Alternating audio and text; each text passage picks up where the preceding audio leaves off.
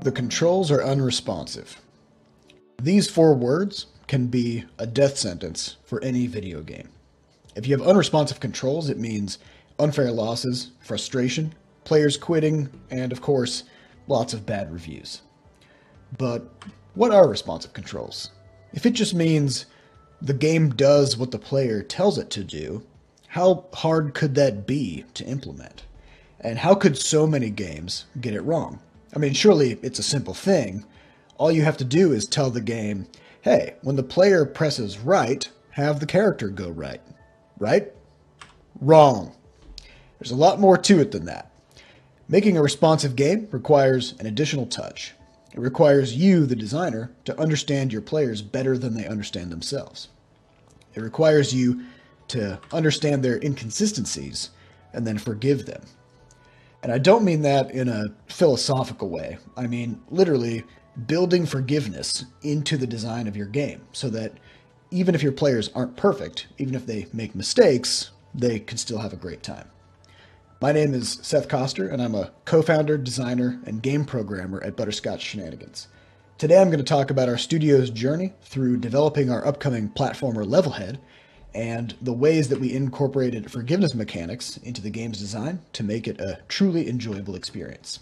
Now we have a lot to cover, so let's just jump right in. Now about a month into Levelhead's development, Sam, our artist, was playing the game, and I noticed that he was having a hard time trying to bounce off of enemies' heads. In Levelhead, as in many platformers, you can jump on an enemy to defeat it. And if you're holding the jump button, when you land on its head, then you get a big aerial boost. But when Sam was playing, I saw that he wasn't always getting the boost. I asked him what was going on with that, because I'd never seen that before. And he just said, yeah, there's something inconsistent about bouncing off of enemies' heads, and it only seems to work half the time. So as the programmer, I got defensive because I knew that the underlying code was so simple that there was absolutely no way that it could be inconsistent. Either you hold the jump button and you get the boost, or you don't hold the jump button and you don't get the boost. I mean, that's textbook consistency. So I watched Sam play to figure out what was going on. And sure enough, he was not holding the jump button. Instead, he was trying to time it so that he was pressing jump in the exact moment that he hit the enemy. And about half the time, he would hit it too early, but he'd get the boost anyway because he was holding the button right as he touched the enemy's head. But the other half of the time, he would press the button after bouncing off the enemy's head, and then that wouldn't count. So, as a designer, this kind of situation puts you at a crossroads. You know that your controls are consistent, so you could just blame the player. You know, hold jump to bounce. If you don't hold jump, you don't bounce. The end. Or you can recognize the truth, which is that people are inconsistent.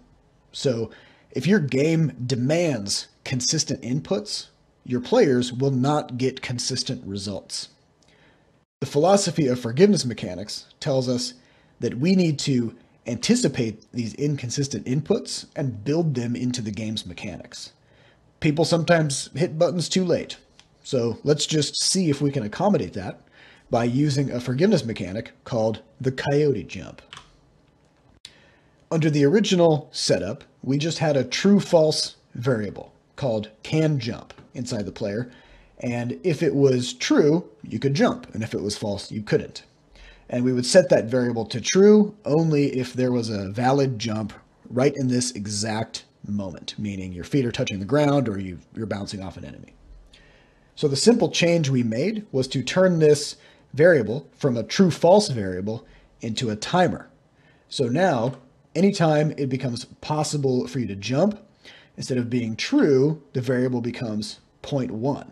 And so that means that you're always going to be given 1/10 of a second to jump, even after it should no longer be possible to jump. And suddenly, all those missed inputs from pressing the button too late go away. This technique is called the Coyote Jump after Wile E. Coyote, the Looney Tunes character, who would run off of cliffs and then only fall when he realized that he no longer had anything to stand on. And if you're really watching somebody play with this mechanic, then you'll notice those times when they run off a cliff and they seem to jump off of thin air. So if you're finding that a little tricky to catch, here's this same clip at 25% speed. So as you can clearly see, GR18, our protagonist delivery robot, is fully floating in midair here by the time the jump button is pressed, and that gets caught by our little can jump timer. So this is what a player would call responsive controls, because the player attempted to jump across a gap, and as far as they could tell, they pushed the button at the right time. So they would expect to jump that gap, and they did. And that's all there is to it. So once we opened up our minds to the possibility of letting the player hit buttons too late, we started to see how this could be applied to other areas as well. In Levelhead, the player has the ability to grab objects using a grappler. And this grappler extends up to 3 full grid spaces away from the player. And it attaches to whatever it hits, and then it quickly pulls that back and puts it on the player's back. So when we first implemented this grappler, we didn't think too much of it because it's a common concept in platformers to be able to grab objects and carry them. But because our grappler had a range and a directionality, it suddenly opened up a lot of really interesting mechanics. And the coolest of these mechanics was what our players came to call a package jump, which came to be the signature move of GR18. A package jump is when the player jumps off the package while grappling downward to pick it up again mid-jump. So this move allows you to use a box as a mobile platform to traverse hazardous terrain. And although the package jump was a really fun and interesting mechanic, we had a little bit of a math problem. The player can jump more than 4 spaces high, but the grappler only extends 3 spaces. So if the player hit the grappler too late, then they wouldn't quite be able to reach the package. So we created a system called cable stretching, where we would lock in the destination of the cable the moment you press the button. And if you happened to move farther away, the end of the cable would stretch to reach that original intended spot. So in this GIF, you can see the cable stretching in action. And even though GR18 here, when standing at the top, normally can't reach down far enough to grab the package, we can see that while jumping upward, the cable stretches that entire distance, giving plenty of wiggle room to perform that package jump. So cable stretching and Coyote Jumps are both forgiveness mechanics that work toward the same goal, and they both fall under the category of late input forgiveness. That is, they allow the player to press inputs too late while still giving the player the results that they expect. But even with our delayed input forgiveness mechanics added to Levelhead, we still felt like the controls had some problems, because there's a flip side. People don't just hit buttons too late, they also hit buttons too early. So to solve this problem, we need some kind of early input forgiveness. We need to let players hit buttons too early and still make it count. So for example, if you hit the jump button before your feet touch the ground, you should still jump. We can easily solve this problem with a technique called input buffering, which is when you store an input for a short time after it's pressed and then engage the input when it becomes valid. A simple example from Levelhead is the input buffering that we have on jumps, which gives you a 0.2 second window after pressing the jump button and it still counts. So in this GIF, we spawn a red marker at the player's feet the moment the jump button is pressed. As you can see here, there's no way that the player would ordinarily be able to jump at these locations because their feet are just way above the ground. And even more importantly here, 0.2 seconds doesn't sound like much, but this GIF shows that even that short amount of time gives you a huge amount of leeway, making it almost impossible to mistime those jumps. So once we got this system working, we found it useful to use input buffering in just about everything. Yeah, there's input buffering for the jumping, but also the grappler, the power-ups, everything that the player does just becomes much more responsive and feels better with input buffering. So at this point, we've now covered all the input timing problems. In our first design, the player had to exactly press an input when that input was valid or it wouldn't count. And this felt unresponsive and demanded too much perfection of the player. But when we combine our early and late input forgiveness mechanics, we create the input forgiveness sandwich, where the player has a nice wide window of opportunity where when they press a key, they get the result they expect. This is what a player would call responsive controls. So we've done all we can to handle mistimed inputs, where the player presses the right button at the wrong time. But what about situations where a player is just pressing the wrong button entirely?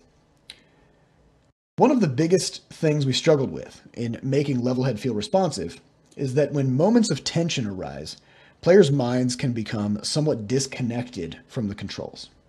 So they might think that they're hitting a certain button, but really they're doing something else. Maybe they're holding the button instead of repeatedly pressing it, or maybe they're pushing a different button entirely.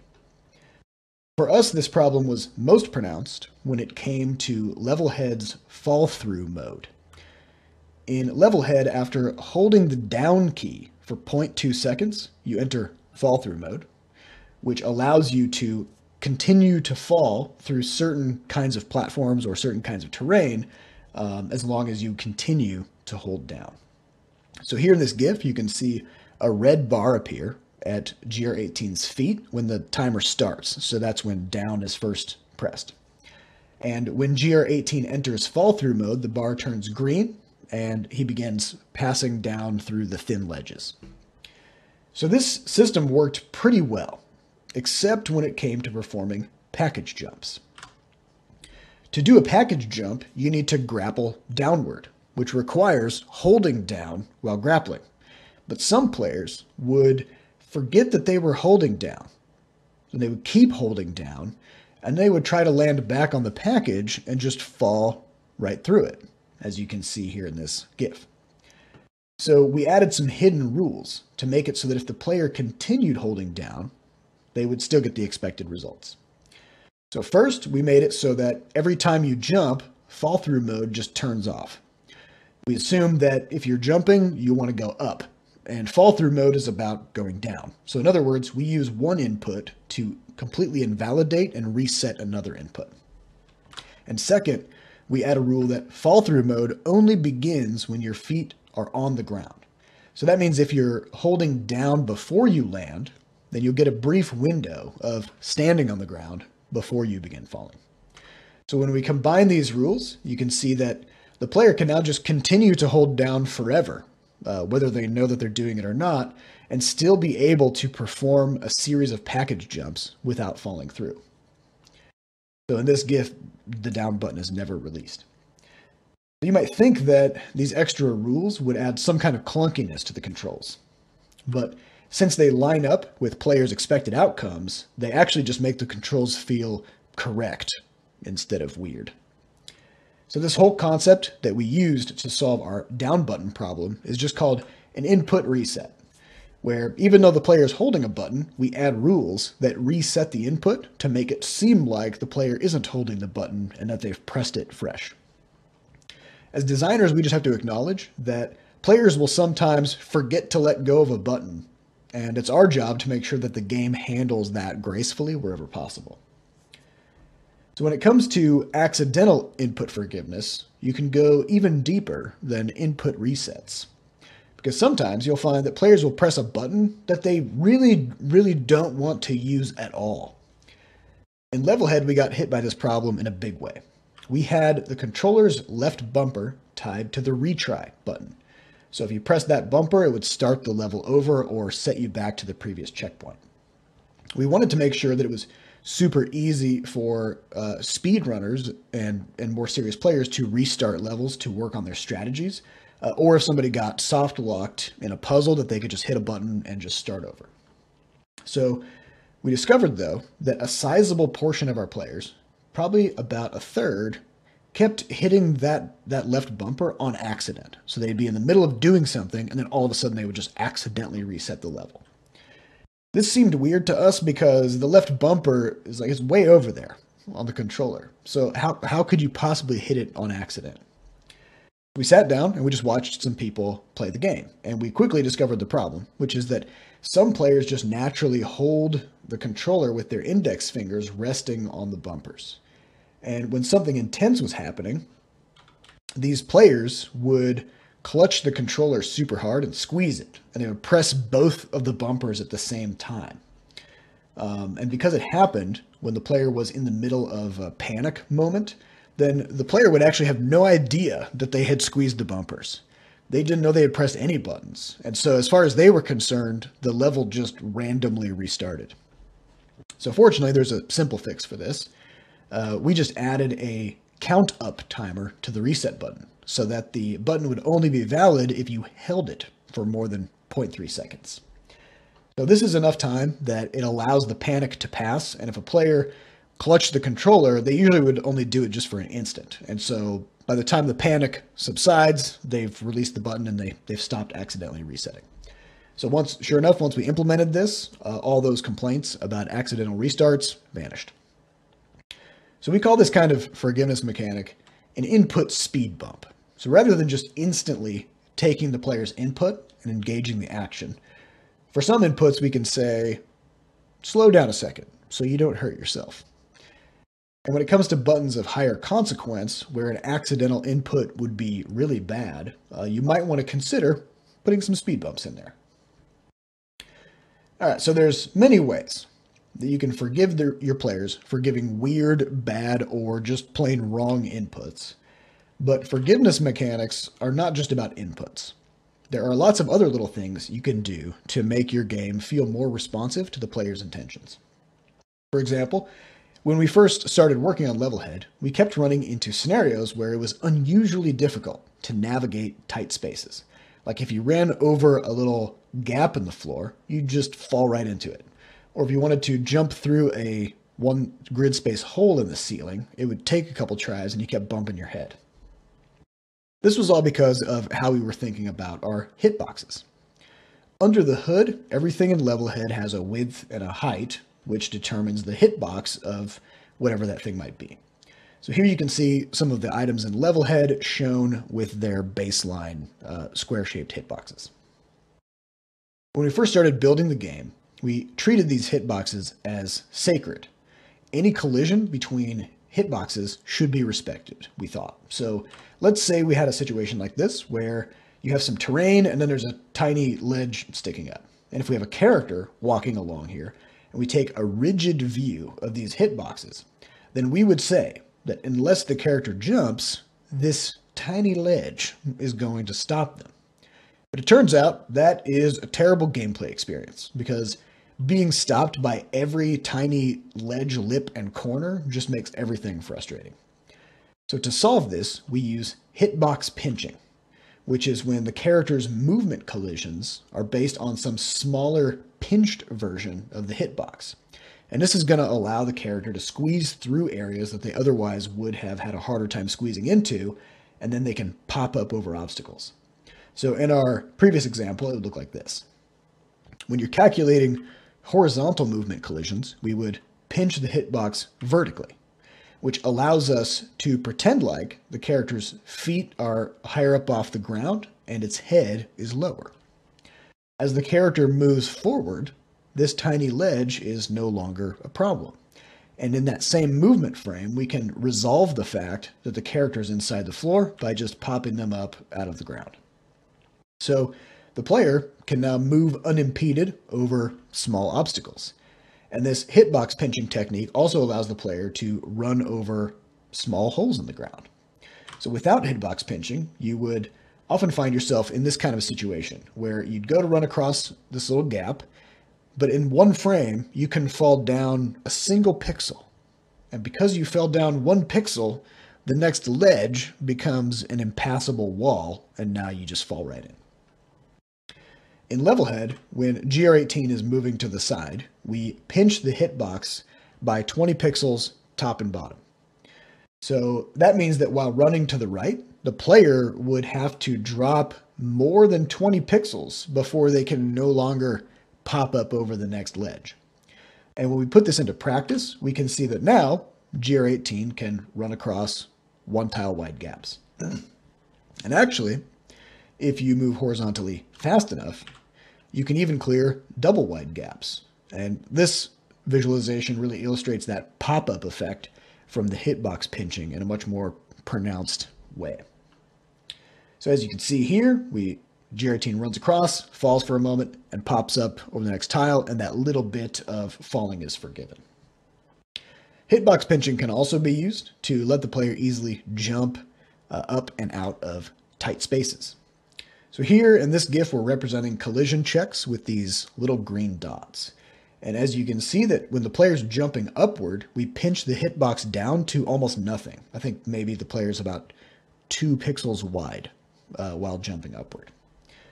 But that squeeze generally allows the player to sometimes partially go inside of walls. And so we have to make sure that we adjust for that. And that adjustment is shown by those little yellow dots in the center of the player's body when they jump around corners, just like that. And you may also notice that when the player's falling, we don't pinch the hitbox at all. So the player has a wide base on which they can much more easily land on narrow ledges.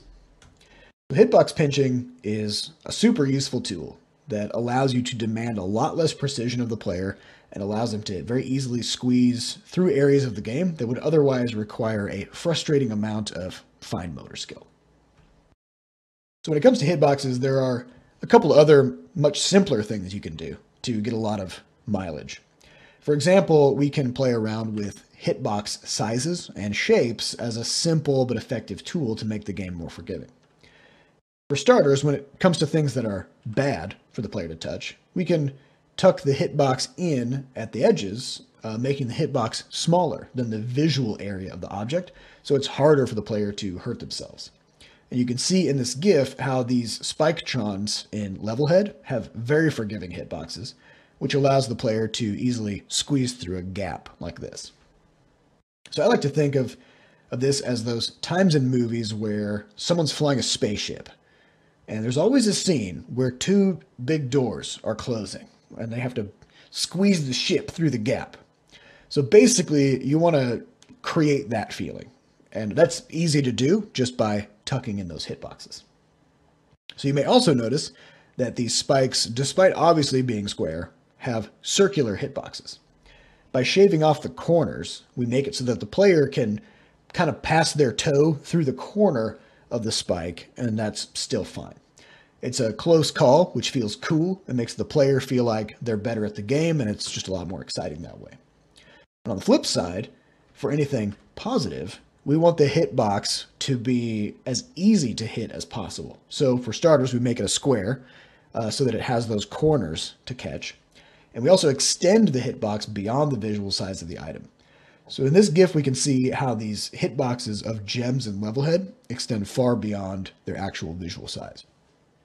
And when the game is slowed down at half speed like this, and when the hitboxes are visible, the forgiveness mechanics are pretty obvious. But at full speed, without the hitboxes visible, it feels totally natural.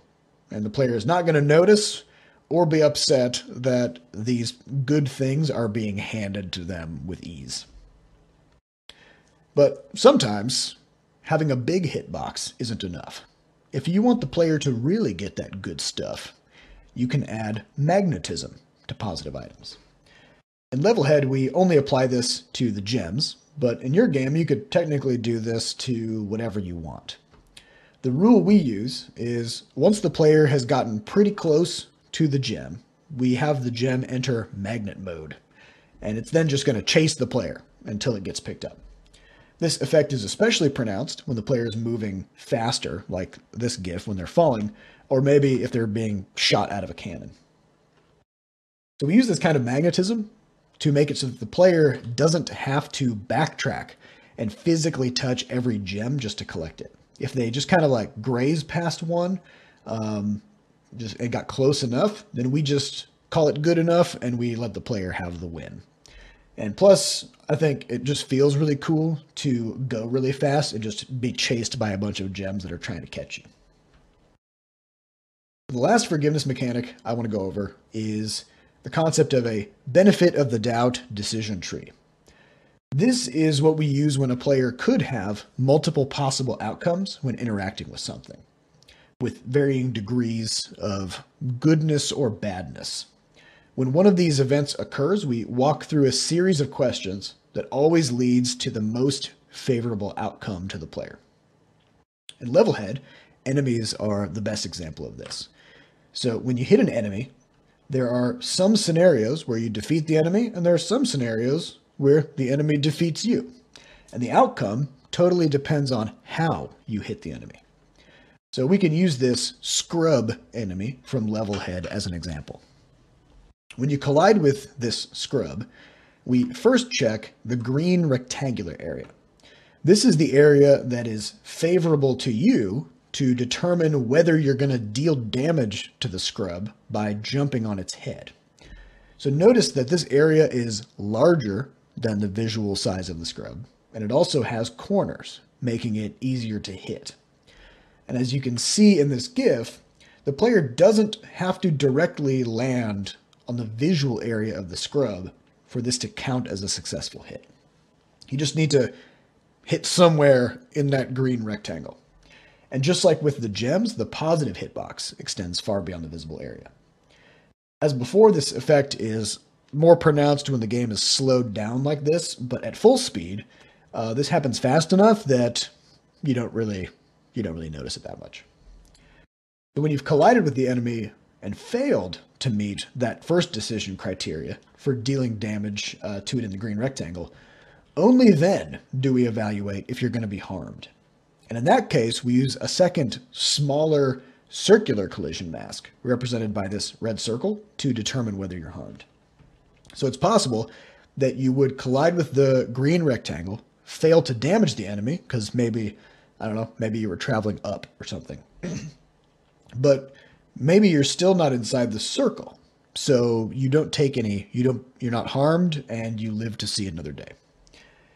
And by using this tucked in circle, we allow you to kind of graze past and avoid anything bad happening to you. So in all cases, our goal here is to give the player as many opportunities to win and feel like they're really good at the game.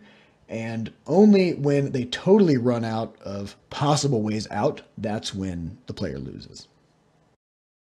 All right, so that's about all the time that I have. I hope you've all found this useful and interesting.